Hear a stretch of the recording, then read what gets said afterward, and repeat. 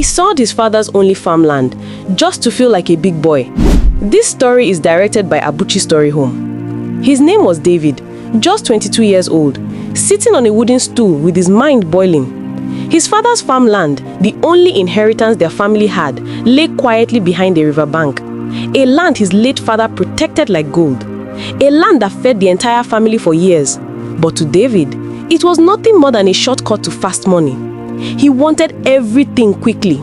A big phone, fine clothes, a loud life, and friends who only liked him when he spent money. So when a man from town arrived with a tempting offer, David didn't even think twice.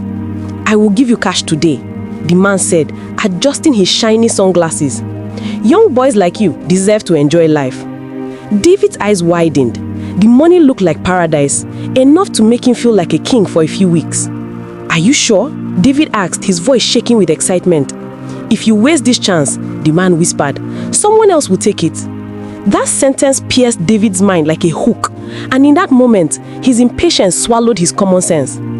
He signed the paper. He sold the farmland, just like that. The land his father sweat for, the land his mother prayed over, the land his future depended on. Gone. As the buyer counted the money into David's hands, his mother Mary returned from the stream with a bucket of water on her head. The moment she saw the stranger, her eyes narrowed. "David, who is this man?"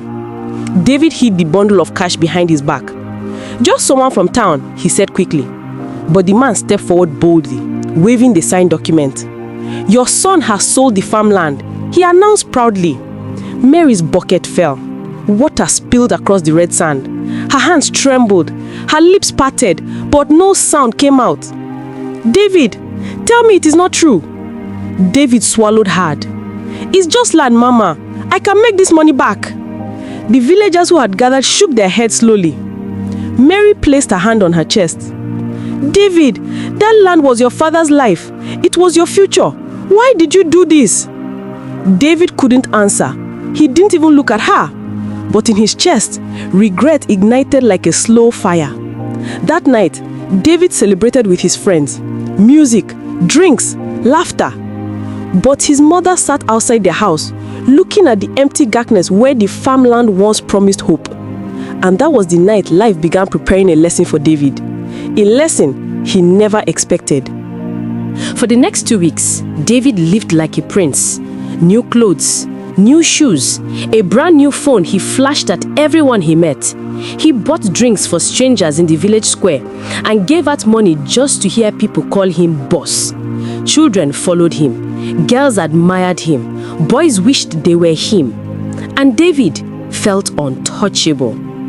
But fast money has fast wings. By the 3rd week, the money began to disappear. Slowly at first, then like water spilling from a cracked calabash.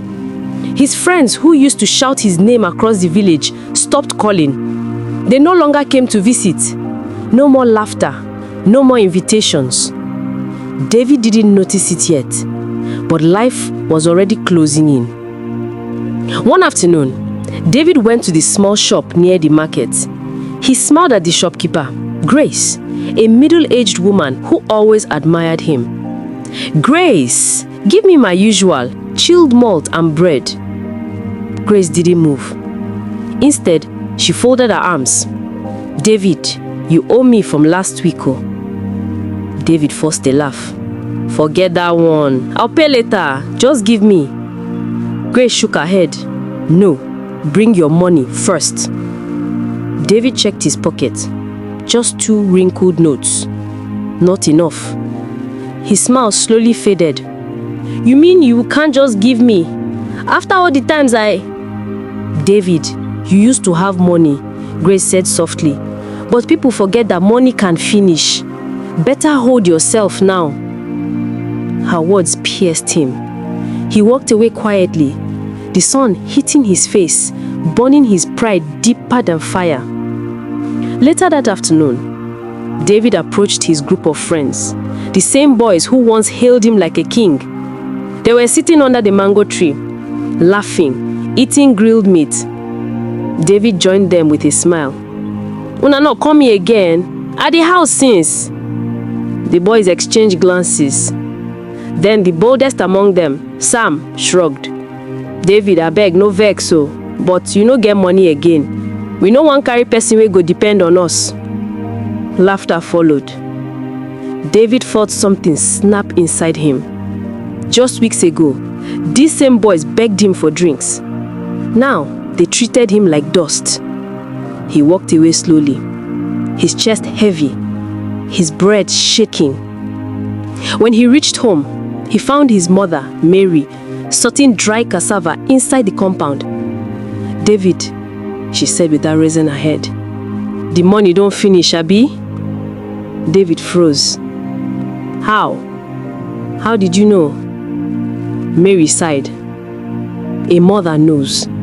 I knew the day you sold that land that you would come back empty. David looked at his feet. Mama, please, I need help. Just small money to start something. Mary finally looked up. Her eyes were soft, but full of the wisdom David ignored. I don't have anything to give you, my son, but I can give you advice. When you eat food you did not work for, it will finish before you learn how to chew. David felt his throat tighten. But Mary wasn't finished. You used your father's sweat to impress people who never cared. Now you would learn what patience means. A tear escaped David's eye. Not because he was hungry, but because life was beginning to show him the cost of greed. The next morning, David woke up before sunrise, something he hadn't done in months. He walked alone, following the narrow footpath behind the compound, past the tall palm trees, and down toward the riverbank, to the land that was once his father's pride, a land he sold in one foolish moment. When David reached it, he froze. The place was quiet, too quiet. The new owner had already cleared everything. The old mango tree, the small yam barn his father built, even the stone boundary markers his grandfather placed decades ago. Everything was gone. Only bare soil remained, silent, empty, unforgiving. David walked forward slowly, his chest tight. He knelt down and touched the soil. It felt cold as the truth. Suddenly, memories rushed in. His father's callous hands teaching him how to plant cassava. The evenings they spent under the mango tree, talking about the future. The promises he made to protect the land. And then, the day he sold it. David buried his face in his palms. A heavy sob escaped him. The kind of cry only regret can produce. Papa, I'm sorry, he whispered, his tears falling into the dust. Forgive me. David didn't hear his mother approaching. Mary stepped beside him quietly, carrying a small basket. She sat beside him without a word. For a long moment, they just stared at the empty land together. Finally, she spoke softly. David, grief means you finally understand. David wiped his face, ashamed. Mama, I don't know how to start again. Mary placed a hand on his shoulder. You will start the same way every man starts. Small, slow, steady. Your father began with nothing but a hoe and determination. You can begin again too. She opened her basket and brought out a handful of cassava stems. She offered them to him. Plant these, she said. David looked at the stems in his hand. Simple, ordinary, yet full of meaning. He nodded slowly. I will, Mama. This time I will do it right. David dug small holes in the soil, planting each stem with trembling but determined hands. His mother helped him. They walked quietly, like two people stitching a broken future back together.